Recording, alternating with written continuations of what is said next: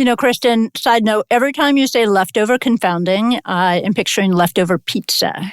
Cold pizza the next day, leftovers, so yummy. So I just need to get that out of my head.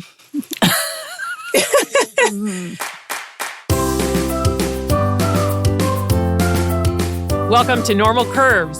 This is a podcast for anyone who wants to learn about scientific studies and the statistics behind them. I'm Kristen Sinani. I'm a professor at Stanford University.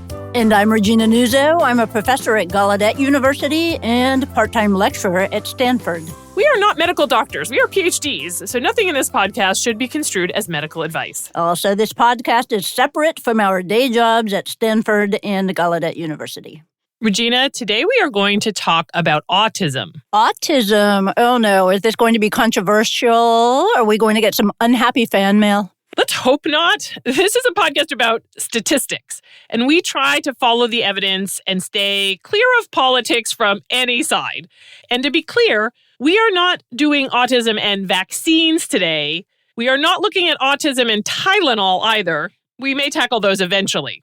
All right, eventually, but not now. Today, we are looking at a really interesting story that listeners might not have followed in the news already. This one is on autism and epidurals given for labor. It's a fascinating story. I also happen to know some of the players involved. Oh, that makes it more fun, definitely. So epidurals, I just want to explain the terminology for people who don't know. That is pain relief when you're giving birth. Exactly. And Regina, this story has larger lessons. So even if you don't care about epidurals per se, there are some bigger takeaways here for autism research. You know, autism is a really hard thing to study. For one thing, it involves people's children, which understandably makes people very emotional. Also, autism isn't one single disease. It's a broad diagnostic category that lumps together a lot of different conditions. Which I think really surprises people. We talk about autism like it's one thing, right? But it's not.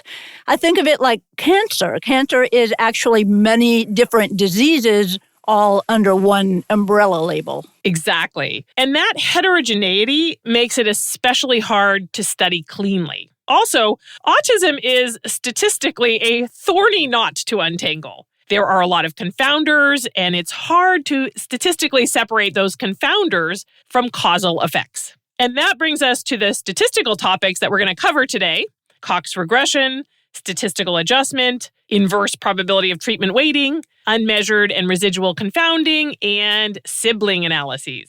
Ooh, Kristen, I am so impressed. These are really juicy today. Nice job. Oh, yeah. So the claim that we're going to examine today is that epidurals given during labor, during childbirth, cause autism. This claim first showed up in a paper published in 2020, and so that's where our story begins.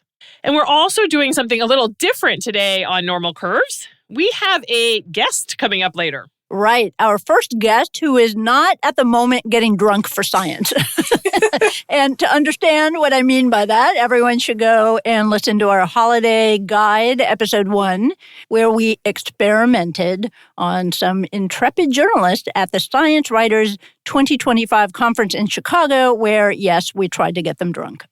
And Regina, today's guest, the science journalist Laura DeTero, was also at that conference. Though we did not get her drunk, but today's episode comes out of her reporting for a publication called Spectrum, which focuses on autism research. And I should note that that publication is now part of a larger publication called The Transmitter that covers neuroscience in general. I know Laura from when she was a senior reporter at Spectrum.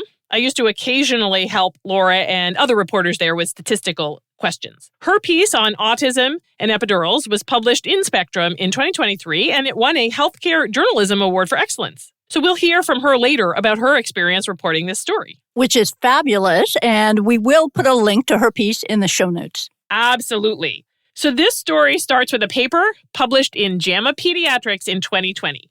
The authors reported that kids whose moms had an epidural during childbirth were more likely to later be diagnosed with autism. Okay, so this 2020 paper was the first study to look at this link. Had anyone looked at it before? No, not really. At least nobody had looked at it carefully before. So the finding was a surprise. And Regina, JAMA Pediatrics is not just some low-tier random journal. It is a top pediatrics journal. So this got noticed, and it was controversial from the start. Right. But Kristen, before we get into all of that controversy, why don't you just give us some background? Tell us the details of the study itself. Sure. This was what we call a retrospective cohort study. And this is a design that uses data that were already collected. And they were usually collected for other purposes, like data in electronic medical records. Right. We talked about retrospective cohort studies in the shingles vaccine episode, and that was the one with the big database of medical records that was called the Optum database. And we described that basically as shopping for data at Costco. Yeah, retrospective cohort studies are kind of an easy study design because the data already exists. So, for example, here, the autism diagnoses have already happened. That means researchers don't have to wait for children to develop autism, and often the data are already de-identified and packaged for research, like with Optum, so researchers may not need ethics approval to do these studies. And Regina, sometimes I think people do them just to pad their CVs with extra publications. Wow, that is a hot take, Kristen. You've got your opinion. I do see your point, though. Although a lot of studies are done this way, and they can be useful, the data were not collected for the purpose of research. They were collected for patient care and medical billing. So the data are not always the cleanest data in the world. Yeah, we have to keep that in mind, Regina, although I might just be grumpy because I end up reviewing a lot of these studies. Also, you should know that there are platforms coming out where an AI can do most of the work for a retrospective cohort study. So now it's going to be even easier for researchers to churn these things out. Although, to be honest, Regina, I'm not sure that the AI will do any worse than a lot of humans on this, at least from the papers I've reviewed. Another hot take. You're right, Kristen. We still need to be cautious because now with AI, people could churn these kinds of studies out with even less thought than before. Yeah, that is definitely a risk. Absolutely. All right. In this study, they did not use AI. It was back from 2020, and they did not use the Optum database. They used data from Kaiser Permanente, Southern California, and this is a big database of people getting their healthcare through the Kaiser HMO. It makes it easy to link birth records to outcomes like autism. Wow, 143,000. That is a lot of babies. That is a big sample size. Yeah, we love big samples, though, Regina, it's important to keep in mind that big samples improve precision, but they don't magically get around statistical bias or confounding just because they're big. So in these records, they had data on which moms got an epidural during labor and which didn't. And they also had data on which babies went on to get a diagnosis of what we technically call autism spectrum disorder.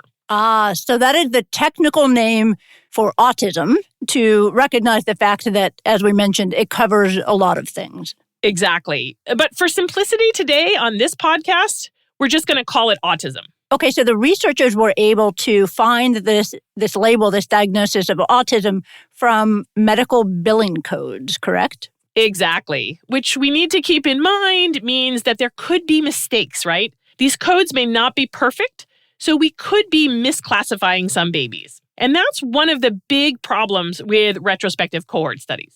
Now, for each baby, they followed them in the medical records from their birth until the baby was either diagnosed with autism, or they died, or they left Kaiser, or until the study end date, which was December 31st, 2018. So for each baby, the outcome is basically for what amount of time was that baby followed, and in the end, did they get an autism diagnosis or not? Right. We call this time to event data because it has this binary outcome part and the time part. And we talked about this in some depth in the episode on exercise and cancer. Right. And we talked about in that episode how the methods that we use for analyzing time to event data, those are called survival analysis methods. And that episode was the one in which we voted people off the island as if it were a game show to illustrate survival analysis. That's exactly right. Fun episode. Definitely check it out. Before we dive into the results, Regina, can I complain to you about something in the paper that was driving me nuts? Well, even if I say no, you will anyway. Yeah, that was kind of a rhetorical question, Regina. You got me. First, though, I'm going to give the authors credit because the paper was nice and concise, and I really enjoy concise writing. In fact, I teach a whole course on Coursera called Writing in the Sciences, which is largely about writing concisely. But they did commit one of my biggest pet peeves, Regina. Whenever they referred to the exposure in their paper, instead of just saying epidural, they instead replaced the word epidural with an acronym, LEA, L-E-A. And what does LEA stand for? Labor epidural analgesia, and that is the technical term for an epidural given during labor. But they could have just given the technical term at the beginning of the paper and then referred to it thereafter as an epidural. By using the acronym LEA, every time I saw that, I was thinking of a girl's name, not a medicine. And this is one of my biggest pet peeves, how much we overuse abbreviations and acronyms in research papers. It makes papers really hard to read. Amen. Epidural here, especially, is a very straightforward term. No need to disguise it with an acronym. But are you done ranting, Kristen? Are you ready to tell us what they actually found? Yes. All right. Let's start with some simple numbers. First of all, about 3/4 of the moms had an epidural, which to me means that about 3/4 of the moms are smart. Because honestly, why would you give birth without one? I mean, I am crazy enough to run hard marathons, but I am not crazy enough to forego the epidural. Even you have your limits, huh? Absolutely, yes. All right. They divided the moms into two groups, epidural, no epidural. In the epidural group, 1.9% of the babies went on to an autism diagnosis versus 1.3% in the no epidural group. Okay, let's look at those numbers again. 1.9 minus 1.3, that's a difference of 0.6%, which taken out is 6 per 1,000 babies. So we could say an additional 6 babies per 1,000 went on to be diagnosed with autism in the epidural group compared with the no epidural group. Right. But Regina, these proportions are a little crude because they don't take into account time. And remember, we have time to event data. So if we want to be more precise, we need to use survival analysis methods. And here they used Cox regression. Kristen, I know you're pausing because you're waiting for me to make some Cox jokes. But I feel like I got all my Cox jokes out of my system already in that previous episode. So I'm just going to restrain myself here and be quiet. Thank you for that restraint, Regina. And I should point out that Cox is a person's name. It's spelled C-O-X. About Cox regression, though, the not funny but very relevant part, see, I can be serious, is that it's the regression technique for time to event data, right? Cox regression models, they give us something called hazard ratios, and I don't know of a way to make that dirty or funny. Hazard ratios is a ratio of two rates of some events that we care about. And so here, Kristen, I assume the model is comparing the rate of autism diagnoses in the epidural group versus the rate of autism diagnoses in the no epidural group. That's it exactly, Regina. And when they put the data into Cox regression with no other variables in the model, they got a hazard ratio of 1.48. 1.48, which we would interpret as a 48% increase in the rate at which babies in the epidural group get autism, which actually, Kristen, lines up pretty closely with the numbers that you gave us before, because before that was 1.9% had an autism diagnosis in the epidural group versus 1.3% in the no epidural group. So that's kind of similar. But we need to remember, of course, that hazard ratio is more precise because it accounts for the time of diagnosis. That's important. And just those simple proportions ignore time. That's why we like hazard ratios.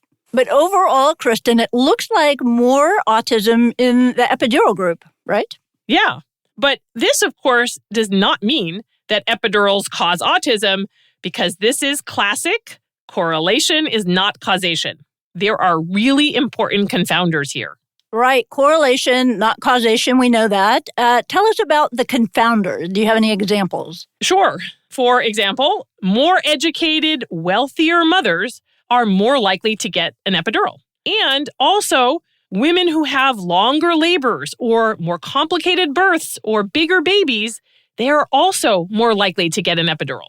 Okay, all of that does make sense. But then when you think about it, all of those factors could also affect the risk of autism. Exactly. So there is strong potential confounding here, which is why we have to do something statistically to try to account for that confounding. This is like a big theme of our podcast and of statistics and of these papers, right? Strong confounding. We have to do something to account for it. So are we going to get into some fun things? How do they account for confounding here? We are going to get into a lot of fun things, Regina, because they actually addressed confounding with two different methods. Oh, hey, this is a plot twist. All of a sudden, I'm sitting up straight. No, I want to hear more about it. Okay, two methods. Yeah, we find this really cool that they did it two different ways. All right, so method one, they used traditional multivariable adjustment. That basically means they just threw all the confounding variables into the Cox regression model. And of course, these were things like age, education, health of the mother, and the size of the baby. Right. So this is the typical way of approaching confounders. We've talked about this multivariable adjustment in a number of episodes. Now I'm very curious about method two, though. So method two, they did inverse probability of treatment weighting, also called IPTW. Oh, IPTW, our old friend. So we saw this back in the shingles episode again, except I remember we thought IPTW was a boring, jargony name. And so I accepted your challenge to come up with a better acronym, to rename it. And remind me what we renamed it, Kristen. I'm a little scared. Yeah, we renamed it SEX for Statistical Exception Expansion. Of course we named it that. What else would we name it? Sex. Okay, but that is actually brilliant, though. I had completely forgotten this. Okay, statistical exception expansion. You got to be a little creative with those letters there, but it actually works in this case because we are expanding the exceptions, which I think we're about to talk about. Exactly. And speaking of brilliance, Regina, that does remind me, I want to give a shout out to Phil Kearney, who wrote a lovely blog post promoting another mnemonic that is a Normal Curves original. And that was from our Holiday Guide 1 episode. We made up the SMART framework, S-M-A-R-T, to help walk Uncle Joe through the results section of a research paper. And thank you, Phil, for helping us make SMART go viral. And Regina, I'm hoping it will become as famous as Peacock. Well, it's certainly better and easier to remember. Exactly. SMART. Yes, that was your brainstorm. I loved it. And that was the episode where we got the journalist drunk. So that was just a great episode all around. We'll put a link to Phil's post in the show notes as well. All right, back to SEX, IPTW. The idea of this method is that we take two groups that are really different and we try to balance them by upweighting the oddballs in each group. In other words, the statistical exceptions. The statistical exceptions, exactly, the oddballs. And we explained this in the shingles episode, I remember, with a great analogy using the Barbie and Oppenheimer movies, the Barbenheimer effect, because those movies are way more fun than most epidemiology examples. But the analogy, surprisingly, it works. Yeah, that was a brilliant analogy on your part, Regina. A little refresher for everyone. The idea here is that the crowds for those two movies are really different. So if we just had each group rate the movie they saw, that would be an unfair comparison. But we can rebalance the groups by effectively counting some people more. So, toy example, let's say there's one teenage girl and 10 middle-aged men in the Oppenheimer movie, and the reverse in the Barbie movie. You would then weight the teenage girl in Oppenheimer 10 times and the middle-aged man in Barbie 10 times. So on paper, both crowds would end up with the same mix of ages and sexes. Exactly. That's what we mean when we say we are upweighting the oddballs in each group. Yeah. We artificially make the groups balanced in the confounders, and then we put this adjusted sample into the Cox regression. So both of the methods they used, multivariable adjustment and IPTW, these are both different ways to remove confounding, but in both cases, they are running a Cox regression, and what we get out is an adjusted hazard ratio. Right, adjusted hazard ratio. So just a moment ago, Kristen, you told us the hazard ratio was 1.48, but that was before accounting for confounding.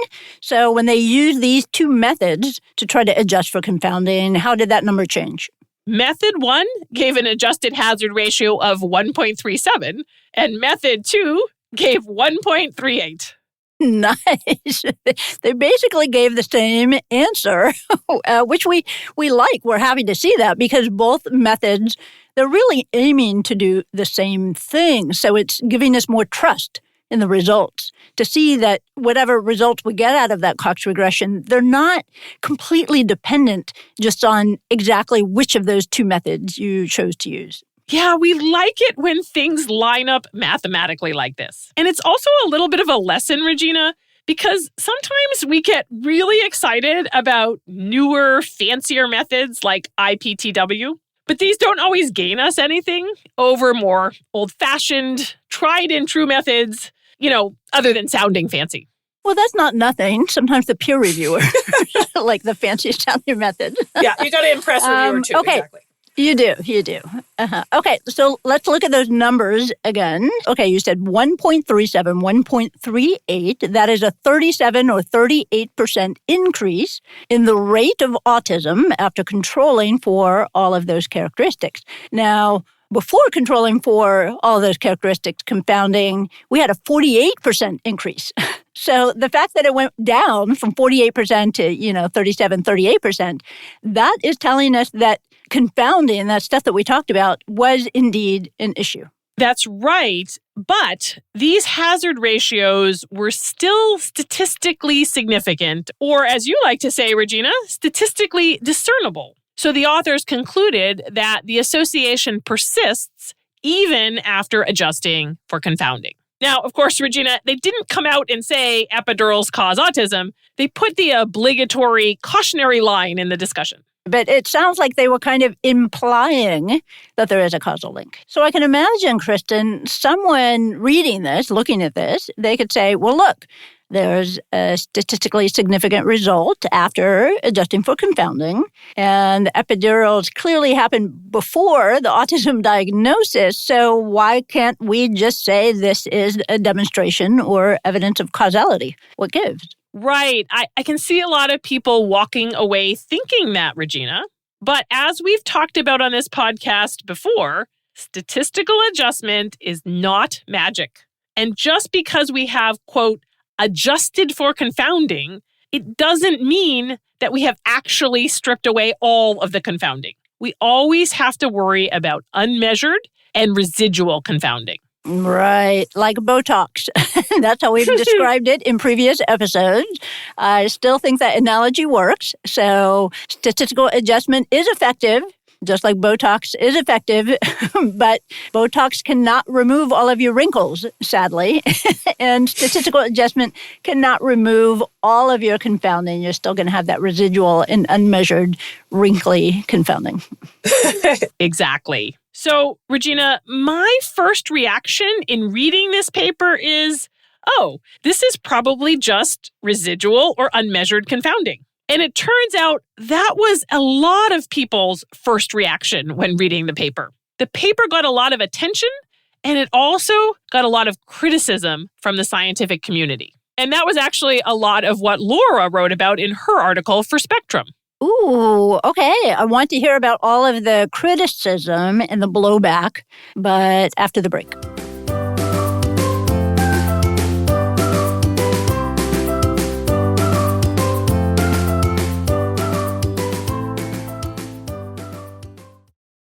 Regina, I'm really excited about our new affiliate partner, Graph2Table.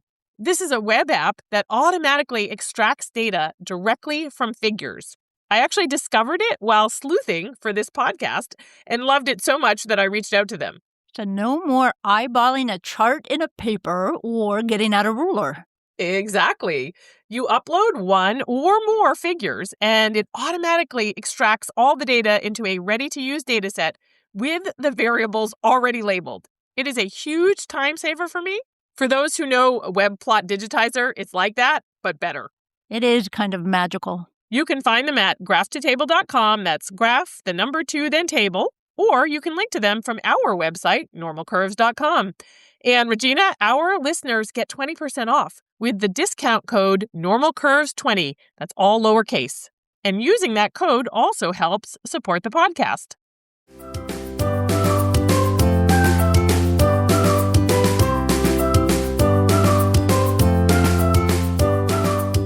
Welcome back to Normal Curves. We're looking today at a 2020 paper that claimed to find a link between epidurals for labor and autism. And Kristen, you were about to tell us about the blowback that this paper got. So, Regina, this is where it gets interesting because a lot of researchers, anesthesiologists, OBGYNs, they saw this 2020 paper and felt it was pretty weak evidence. And they were really worried that it might mislead the public and scare women away from this very effective and safe pain relief during labor. So there were a flood of letters to the editor and online comments for this paper. Oh, I imagine they did not want a rehash of that whole vaccines and autism scare fiasco. Yeah, one of the letter writers wrote, similar to persistent skepticism related to the safety of vaccines, we are concerned that it may be difficult to reverse false notions, even with contradictory scientific evidence. I get that now, but I'm getting the impression that criticisms were not just about this possible scare, right, in the general public. What scientific concerns do they raise? Yeah, I mean, the bottom line was that people found the evidence quite unconvincing. One of the letters actually said that they had, quote, strenuous concerns about the conclusions of this study implying a causal link between epidurals and autism.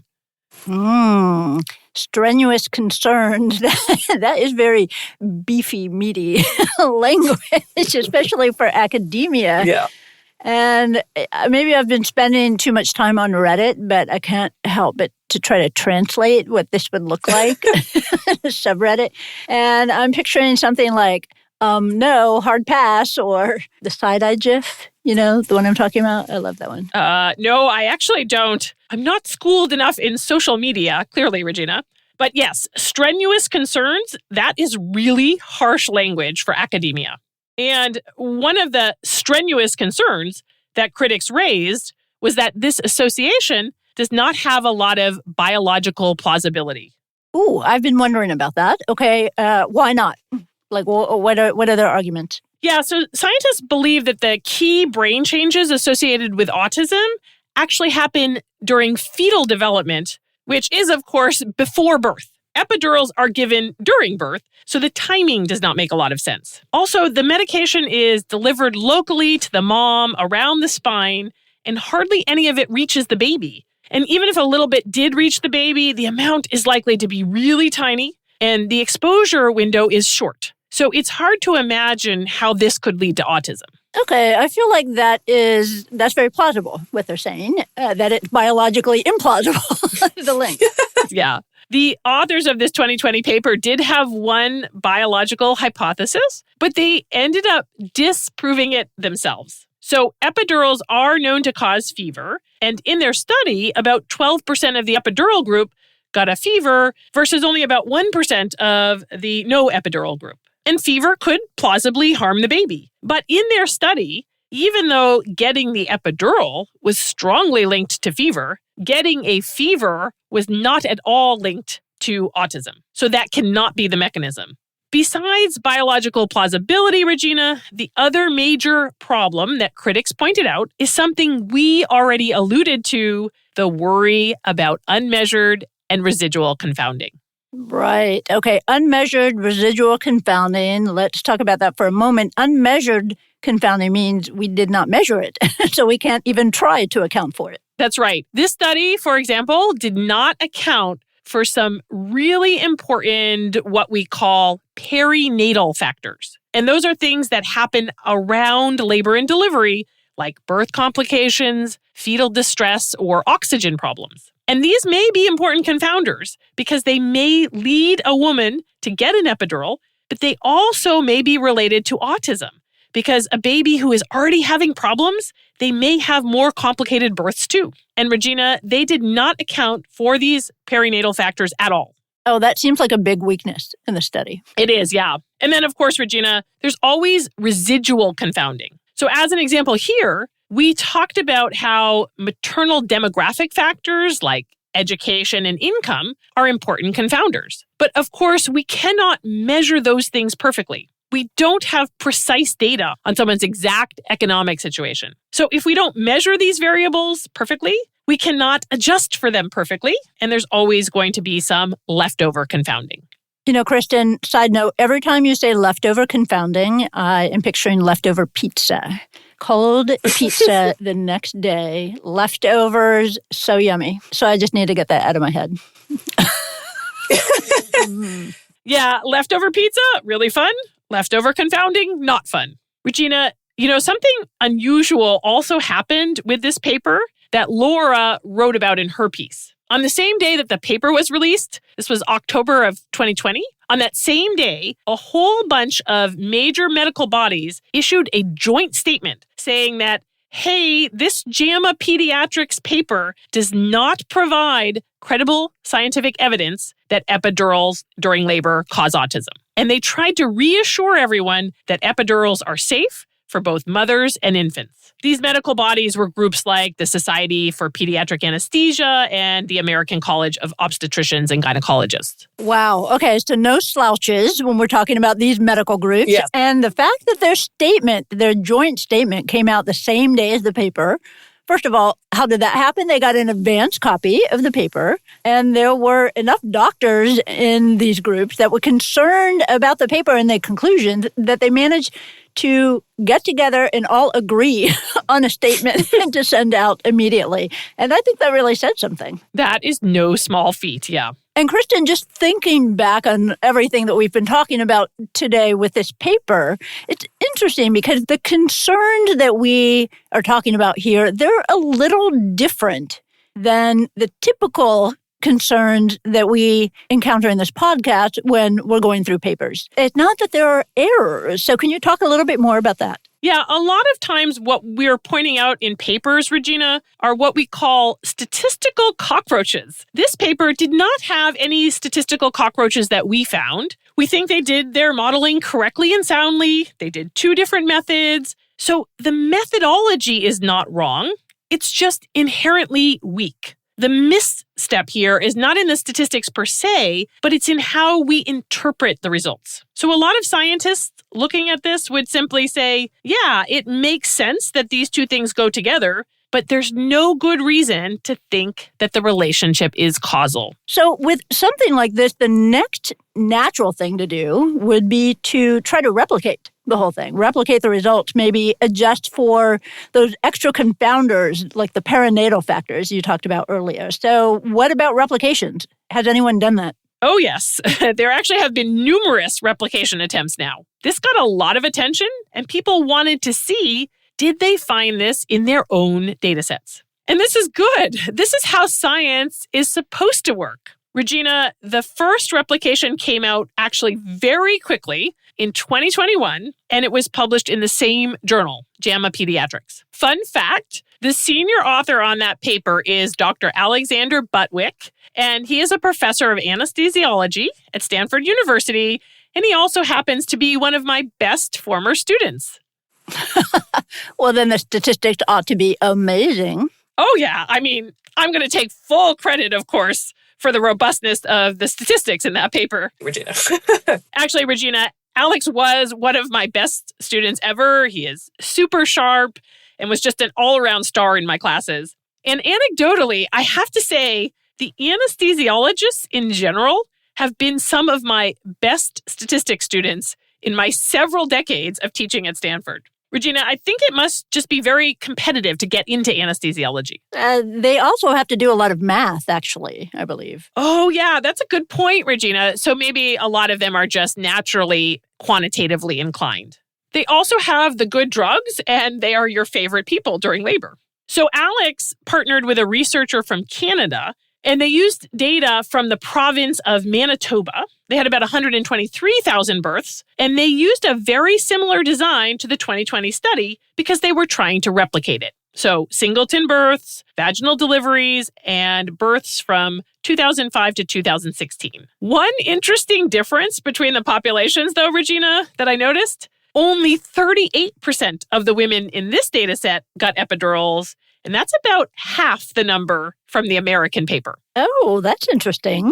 I guess different healthcare systems, different practices. Yeah, I found that kind of fascinating. Just like the earlier paper, they compared the epidural and no epidural groups. But big difference here, they had data on those perinatal factors. And so we can actually see in their descriptive table that there are big differences in these perinatal factors between the two groups. For example, about 10% of the births without an epidural had what we call fetal distress, compared to 20% of the births with an epidural. Oh, that is a huge difference. It is. And we don't think this is because the epidural causes fetal distress, but rather that you are more likely to end up with an epidural when the birth is complicated and you are having problems like fetal distress. But of course, fetal distress may also be related to autism because maybe sicker babies are more likely to have fetal distress and also more likely to be diagnosed with autism later. So this is exactly the kind of confounder we need to adjust for.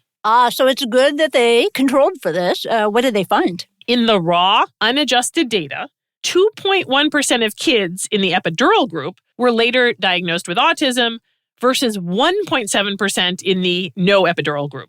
And that corresponded to an unadjusted hazard ratio of 1.25. 1.25. Okay, so that is a 25% higher hazard in the epidural group. Exactly. So just like in the 2020 paper, in the unadjusted analysis, they are finding an elevated hazard in the epidural group, although the magnitude of the hazard ratio is a little smaller here. Now, interesting statistical detail, Regina, for those nerds out there. Out there. In here. Yeah, okay. Juicy detail for us too, Regina. When they adjusted for confounders, they only used IPTW, not multivariable adjustment, but they did it iteratively. So they did the whole IPTW analysis several times, meaning they rebalanced the groups several times, progressively accounting for more and more confounders. And this is nice because we can see what happens as they adjust for more things. Oh, I love this. It's like stop action animation, right? Where Yes. You see every stage in the development, and then also it's showing their work. So you see how these things reveal themselves. So what did they find?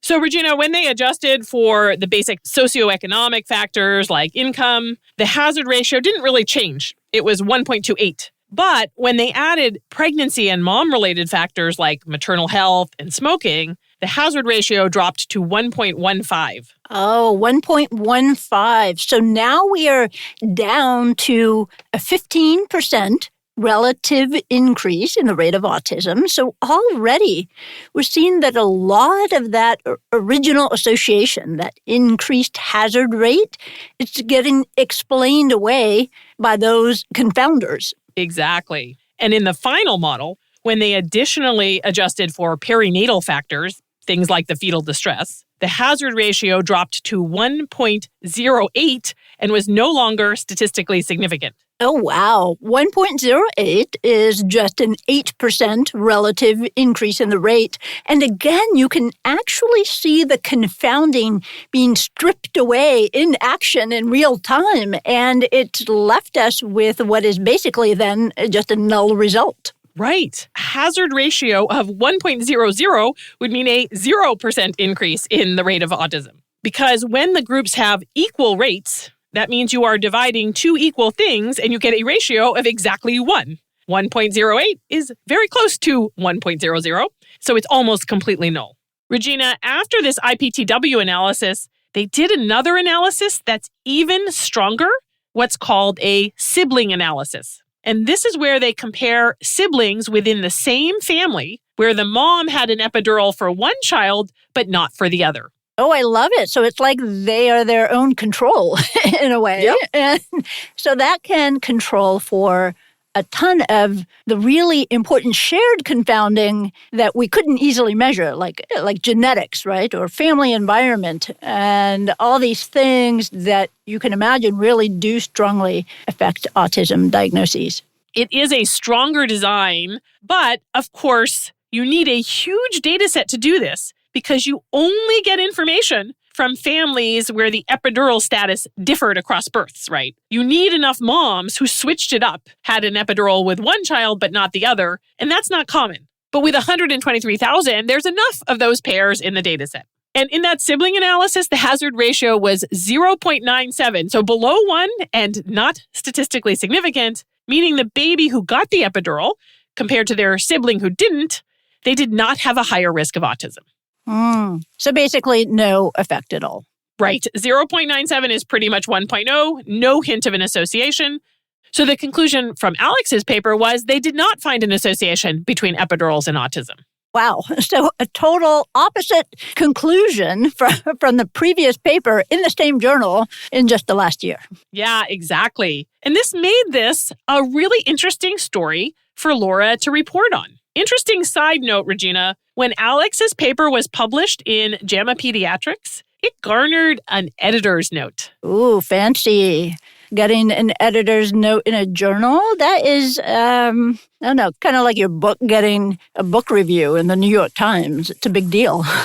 It is. And that's a great analogy, Regina. The editor pointed out that this was the first time they had published two conflicting papers within 12 months. And I really liked his note, so I'm going to read part of it. He says, "Science is an imperfect and iterative process, and our responsibility as journal editors is to manage the process as best we can. Publishing two conflicting studies in such a short time frame serves as testament that we recognize the process for what it is. For now, my personal assessment is that the association is yet to be definitively established. If a more definitive study is done, JAMA Pediatrics will publish it." Oh, I love this. So he's a good writer, this editor, but I love also how he's recognizing that this is how science is supposed to work. There's supposed to be conflicting studies, and that's okay. That's a good thing.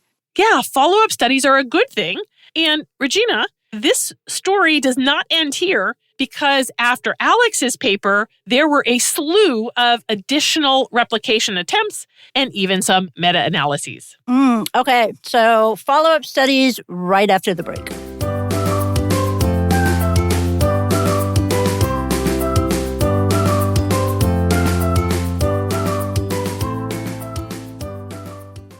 Regina, I want to tell people about our course on Stanford Online, Demystifying Data.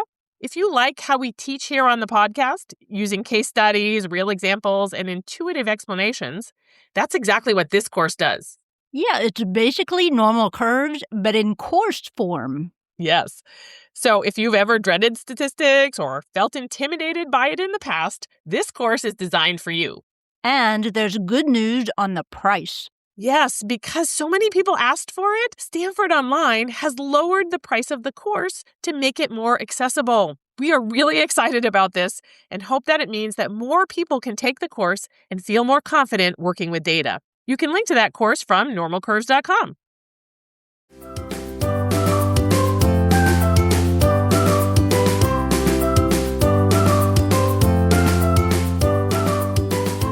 Welcome back to Normal Curves. Today we're looking at a 2020 paper on epidurals and autism.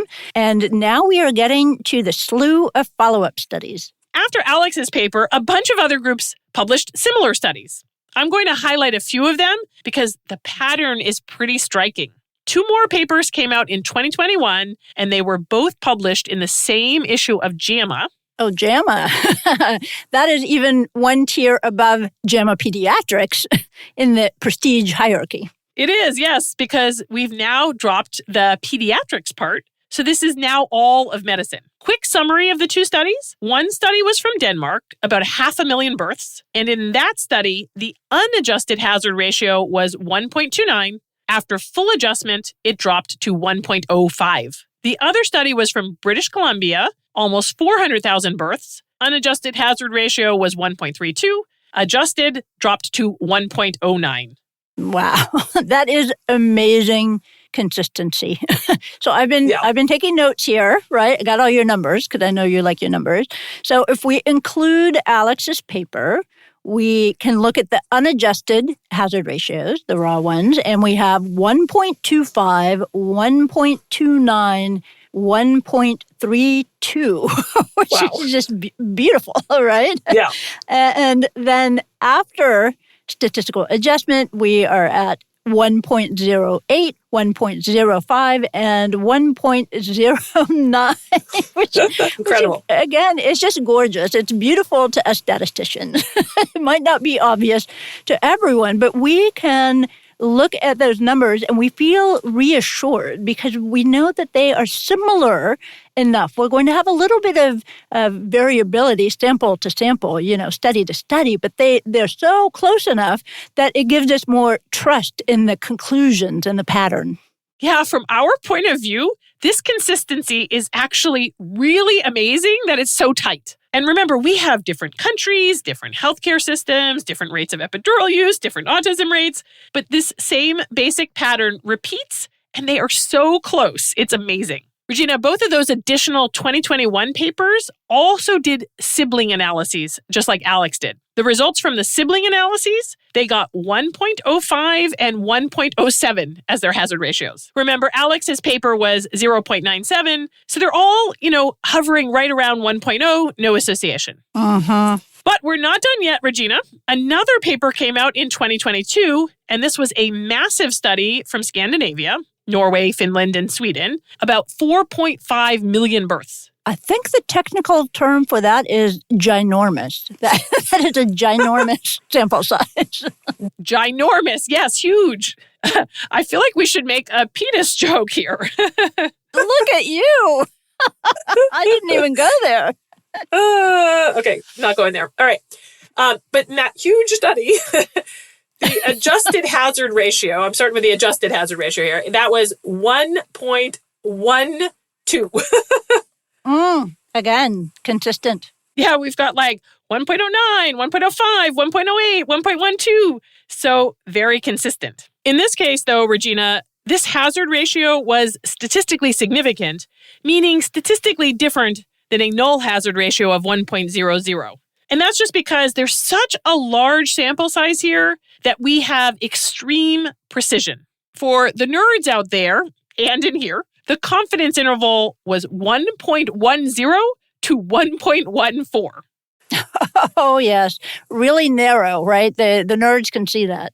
So, Kristen, it looks like we are getting here some statistically discernible results, statistically significant results, and that is probably due to the huge samples just giving us really high precisions, the ability to really discern small effects. Yeah, exactly. And, Regina, they also did a sibling analysis with this ginormous data set, and the hazard ratio there was 0.98, very close to 1 and not statistically significant. So no association in the sibling analysis. I feel like that's kind of tying it together.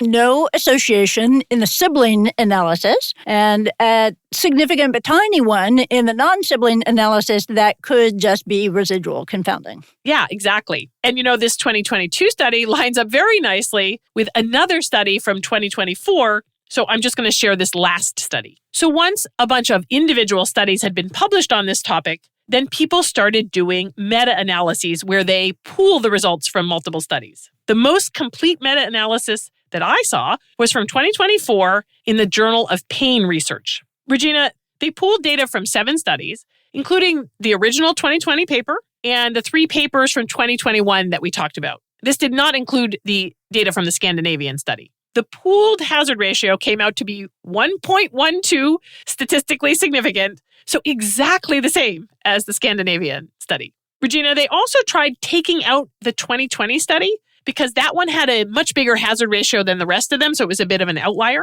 And when they pooled the remaining 6 studies, the pooled hazard ratio was then 1.09, but still statistically significant.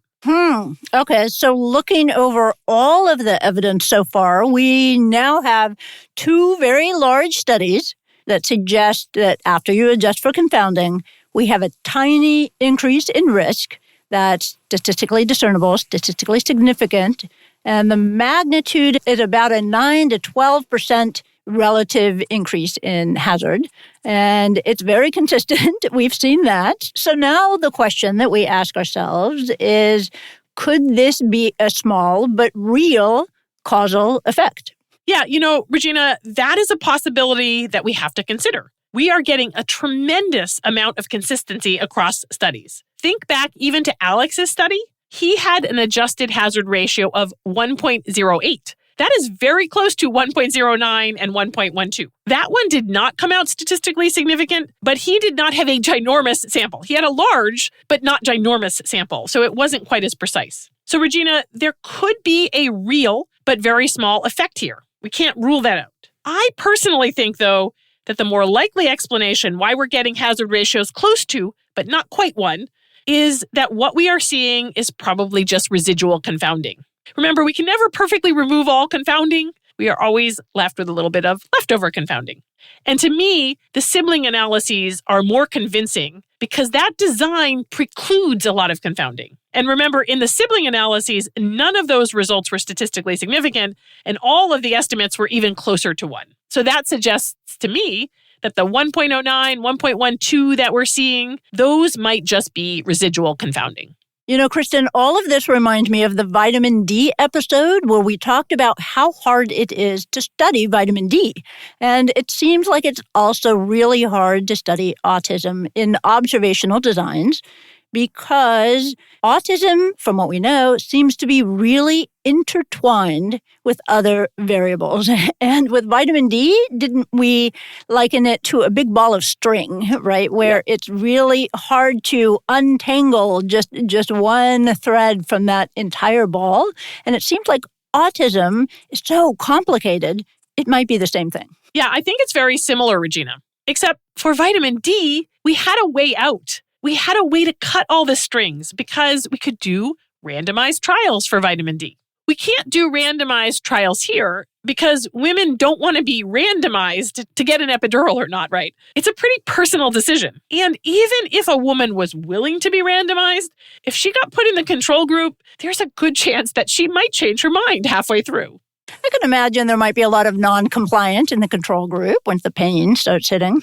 Yeah, definitely. So no one is going to be doing a randomized trial of that anytime soon. And this is true with a lot of autism research. We're kind of just stuck with observational data. So we do the best we can statistically, but we have to interpret the results keeping confounding in mind.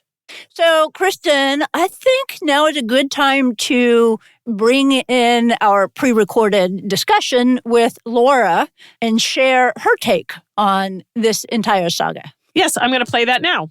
So, Laura, welcome and congratulations on being our first podcast guest who is not getting drunk for science. Thank you. I'm really excited to be here. This is actually my first podcast interview. First of many more, I'm sure. So, Laura, tell us a little bit about yourself. Yeah, so I'm a freelance science journalist based in New Jersey. So I cover lots of things, but my main focuses are in neuroscience, and I do science and health policy, but I've also written about appendicitis a couple times and baby sharks. And that's kind of the fun part about being a freelancer. So I want to hear about the baby sharks. we don't know where they're born.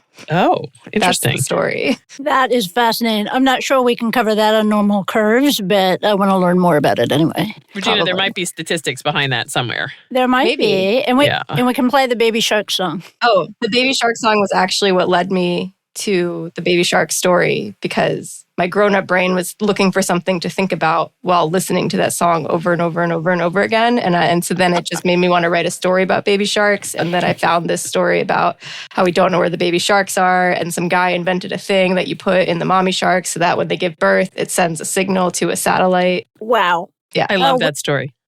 We'll link to this on show Yes, notes. absolutely.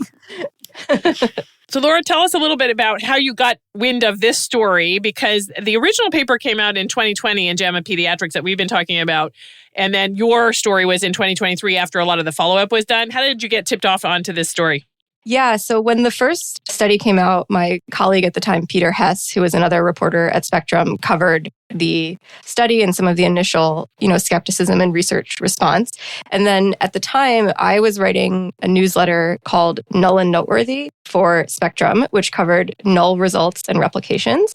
And We love that. yeah, because it was just, they don't often get news coverage. And Yeah. I wrote this monthly, and I had all these Google alerts for finding null results and stuff to include in the newsletter. And it was like every few months I was like, and yet again, we have a study that says there's no association between autism and epidurals. And so when you're a journalist and you keep seeing something over and over again, eventually your instinct is like, what is going on? And so I just wanted to dig in a little bit. And actually my initial story idea, the story I thought I was going to find, was this study came out about autism and epidurals, and a bunch of people heard about it and got nervous, and now they don't want to do epidurals anymore. I just wanted to see if that had happened, because that was the initial fear around the study. I also, in the interim, went on maternity leave. And so I came back from maternity leave and I was like, I want to write this story now. And I had an epidural, which was fantastic. I had them too with childbirth. And yes, they're absolutely fantastic and highly recommended. So, Laura, what was your strategy on finding people to be able to comment on this paper? So the first thing I did was a literature search of what papers had come out. And then I just started contacting the authors of pretty much all of the response papers. And you can see in all of these papers, they explicitly say in the introduction, this study came out in JAMA Pediatrics in 2020. And so as a result, we are doing this study. It's a really direct, explicit, they were only doing it because this 2020 came out. So I just started reaching out to people. So that was my initial strategy for the research side. I also did because I was trying to see if I could answer this question of, had this information gotten out there? And if so, what effect did it have? I did a bunch of searching on social. So I downloaded TikTok and tried to figure out how to use it. I, at the time, was more of an Instagram person, but I just searched every combination of autism, epidurals, things like that I could search for. I did that on Instagram, Twitter. I reached out to some doulas and midwives who see patients and just kind of asking, has anyone asked you this question? And what was interesting was not a lot came up. So it was a lot of social media sleuthing, but overall there was very little there. And then a lot of the researchers that I talked to also are clinicians, and they similarly said either no one had ever said anything to them or maybe one or two people. So I thought my story was going to be this study caused misinformation. And when that didn't happen, I didn't know what my narrative was or what the point of this story was. I thought so many times that I had no story. I remember I filed a story with my editor and I was like, I think I just gave you 2,500 words of nothing. He's the main reason the story actually got published is because he kept telling me, he's like, no, there is a story here. We just have to write it the right way. At the end of the day, it became a narrative of the scientific process. And how do you get close to the truth? So, Laura, this paper doesn't seem to have spread that widely. Spectrum covered the original 2020 study, but do you think it was not that widely covered elsewhere in the media? Yeah, there wasn't a ton of coverage about it in the wider press, publications like the New York Times did not cover it, which actually was surprising to me because autism, unfortunately, is something that tends to get out into the larger press and epidurals. And for a journalist who's not a science expert, it's like there's a clear sort of takeaway there to like at least explore. But one thing, as we put in the story, was this paper came out in October 2020. It was in the middle of a pandemic. It was a month before one of the most contentious elections in US history. There was a lot going on. So I can't definitively say that's why they didn't cover it or that's why it didn't get out there. But I would bet that had like at least something to do with it. People were just really occupied with other things. And I mean, the research response was pretty quickly negative. There was comments on the original paper. And so unless you had pre-reported it ahead of time, then you would probably quickly see like, oh, researchers don't really like this, so I'm not going to cover it. But again, this is all speculation. I didn't go ask the New York Times why they didn't cover it. So, well, that's interesting to think. It's good if journalists are using that kind of judgment. Yeah, I mean, we try. Yeah. So, Laura, when you spoke to researchers and clinicians, what sort of takeaway were they getting from this paper? Did they think, okay, this is causal, that they were going in and believing the result to be causal? The short answer is no. No one thought it was causal that I talked to. To be fully transparent, most of the people I talked to were people who went out and did a study like in response, which meant they were people who pretty strongly felt there needed to be more evidence.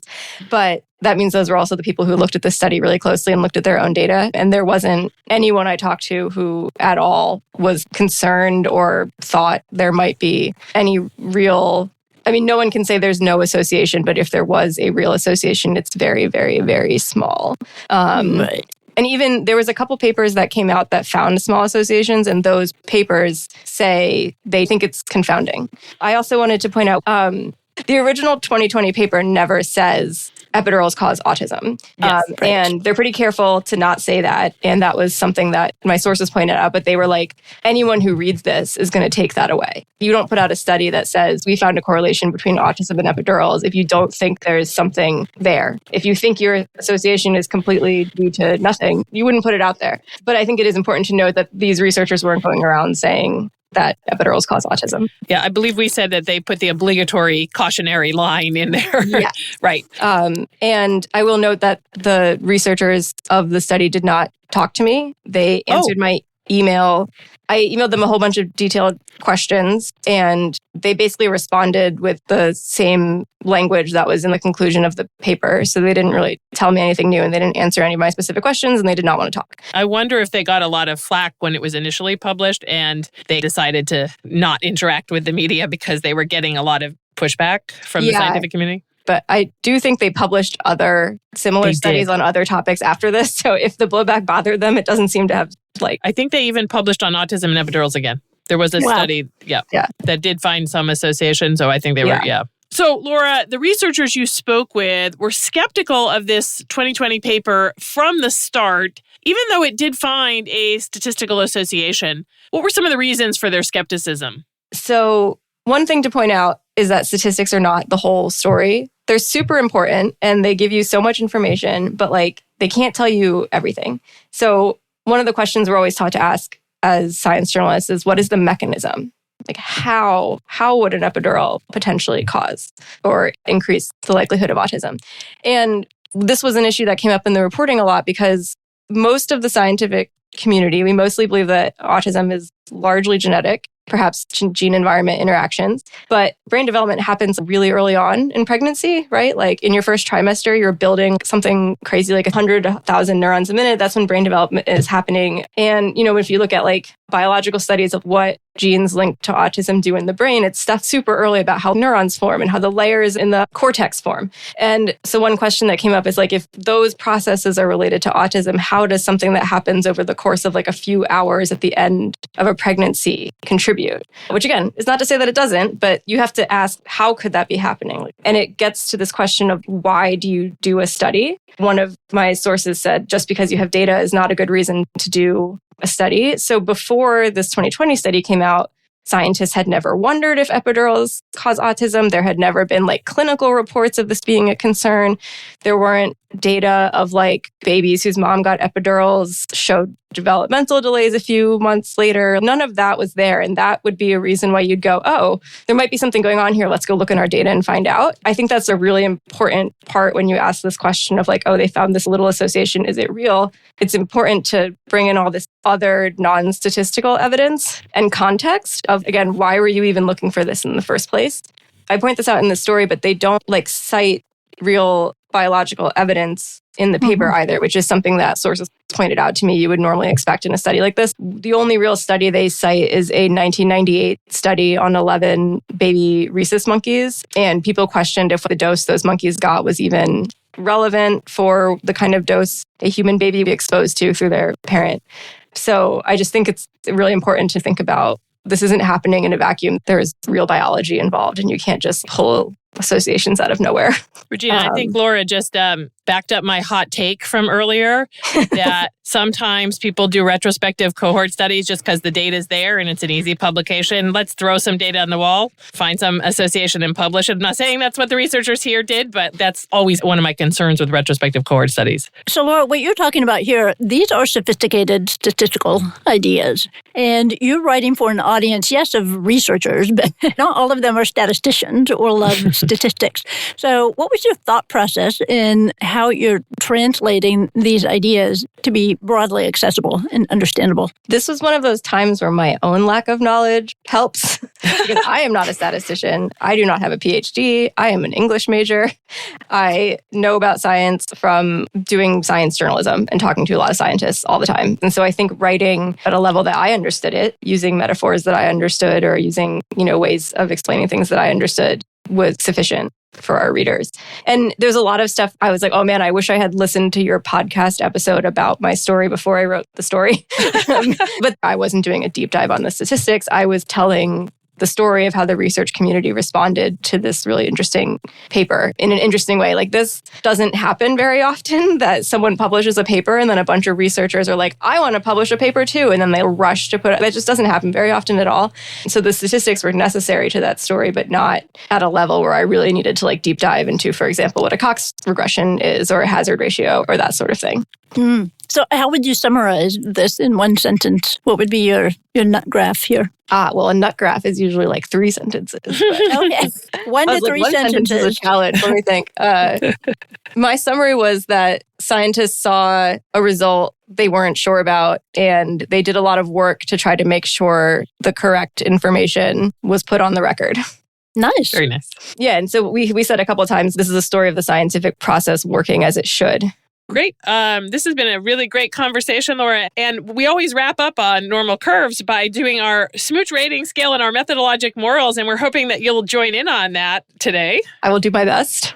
So our smooch rating scale is highly unscientific, but that's okay. We do it anyway. 1 to 5 smooches, where 1 smooch means little to no evidence supporting the claim. 5 means a lot of evidence. So Kristen, do you want to start off for us? Yeah, Regina, this one's pretty easy for me. I'm going 1 smooch, our lowest rating. I'm not throwing a martini in the face, but I don't see any actual evidence here that epidurals cause autism. There's that little statistically significant 9 to 12% increase in relative risk that I think is probably just due to confounding. And as I've said, the sibling analyses are really what convinced me that that little effect that's left over is just confounding. So I'm going 1 smooch. Me, I'm going 1 smooch too, exactly for the reasons that you said. Sibling analysis does not support this, and it's a very small effect, and there's a confounding that we just cannot get rid of. 1 smooch for me. Laura? I think I agree. It's funny, part of me wants to say 1.2 smooches. You can. That's just my That's allowed on this podcast. Go for it. Yep. Well, I think if I was being honest, I would say 1. But there's always that journalist skepticism that wants to leave a little bit of flexibility for maybe there's something I missed, or maybe it's one of those examples where nobody believed them, but they were right. And I don't think that there's no evidence that that's true, but so maybe we'll give them a little bit of flexibility and say 1.2. But also because no one that I talk to thinks anything is there. And for all of the reasons I gave about the biology, also just to me really says there's not really anything. There's no there. Yeah. What does 0.2 of a smooch look like, Regina? I don't know. I think that would be maybe an air kiss. The smooch emoji, maybe? Yeah, the smooch emoji. Oh, even better. I think it's an air kiss that doesn't land, goes in the wrong direction. An air kiss in the wrong direction. Perfect. I love it.